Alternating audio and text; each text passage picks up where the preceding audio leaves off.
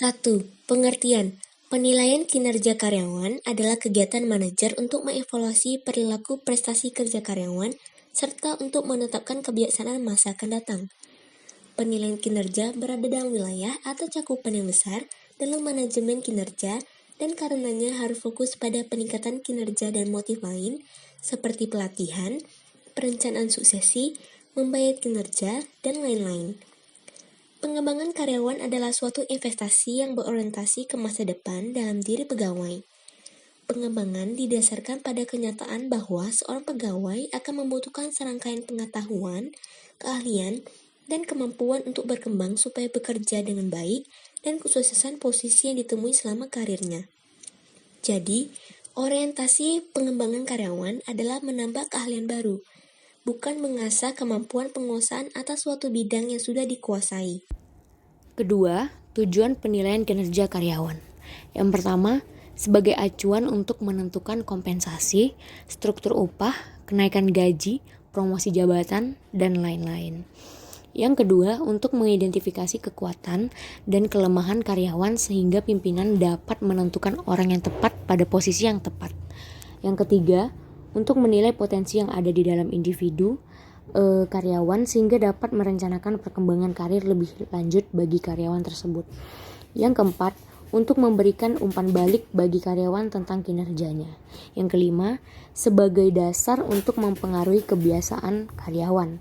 Yang keenam, untuk evaluasi individu karyawan dalam pelaksanaan program pelatihan guna peningkatan pengetahuan karyawan dan pengembangan karyawan.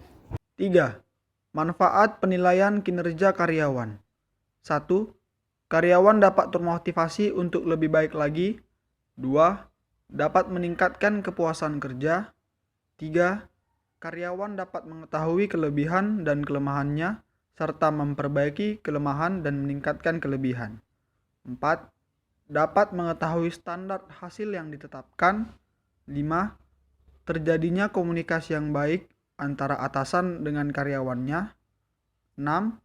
Dapat berdiskusi mengenai masalah pekerjaan dan cara atasan dalam mengatasinya. 7. Terjalin hubungan baik antara karyawan dengan atasannya. 8. Karyawan dapat melihat lebih jelas konteks pekerjaannya. Materi selanjutnya, tolak ukur keberhasilan program pengembangan. Pengembangan adalah fungsi operasional kedua dari manajemen personalia. Pengembangan karyawan perlu dilakukan secara terencana dan berkesinambungan agar pengembangan dapat dilaksanakan dengan baik dan harus lebih dahulu ditetapkan suatu program pengembangan karyawan.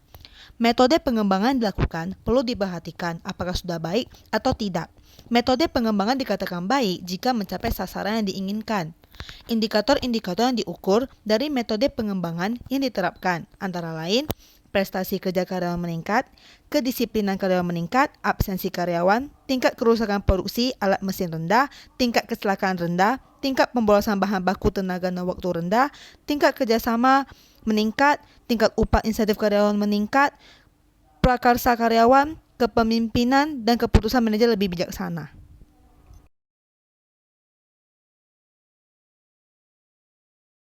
Hal-hal lain yang juga dapat dijadikan sebagai tolak ukur keberhasilan pengembangan adalah mindset karyawan, peningkatan pengetahuan, dan kemampuan karyawan.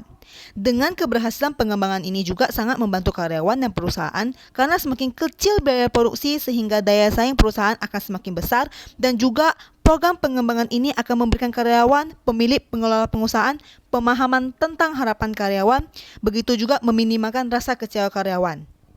5. Kendala pengembangan. Menurut Hasibuan, kendala pengembangan yang dilaksanakan selalu ada dan kita harus berusaha memahami pengaruh kendala-kendala tersebut. A. Peserta. Peserta pengembangan mempunyai latar belakang tidak sama atau heterogen, seperti pendidikan dasarnya, pengalaman kerjanya, dan usianya. Hal ini akan menyulitkan dan menghambat kelancaran dan pelaksanaan latihan dan pendidikan karena daya tangkap, persepsi, dan daya nalar mereka terhadap pelajaran yang diberikan berbeda. B. Pelatih atau instruktur. Pelatih atau instruktur yang ahli dan cakap mentransfer pengetahuannya kepada para peserta latihan dan pendidikan sulit didapatkan. Akibatnya sasaran yang diinginkan tidak tercapai. Misalnya, ada pelatih yang ahli dan pintar tetapi tidak dapat mengajar dan berkomunikasi secara efektif, atau teaching skill-nya tidak efektif, jadi dia hanya pintar serta ahli untuk dirinya sendiri. C. Fasilitas pengembangan. Fasilitas sarana dan prasarana pengembangan yang dibutuhkan untuk latihan dan pendidikan sangat kurang atau tidak baik. Misalnya, buku-buku, alat-alat, dan mesin-mesin yang akan digunakan untuk praktek kurang atau tidak ada. Hal ini akan menyulitkan dan menghambat lancarnya pengembangan. D. Kurikulum. Kurikulum yang ditetapkan dan diajarkan kurang serasi atau menyimpang serta tidak sistematis untuk mendukung sasaran yang diinginkan oleh pekerjaan atau jabatan peserta yang bersangkutan. E. Dana pengembangan. Dana yang tersedia untuk pengembang sangat terbatas sehingga sering dilakukan secara terpaksa, bahkan pelatih maupun sarannya kurang memenuhi persyaratan yang dibutuhkan.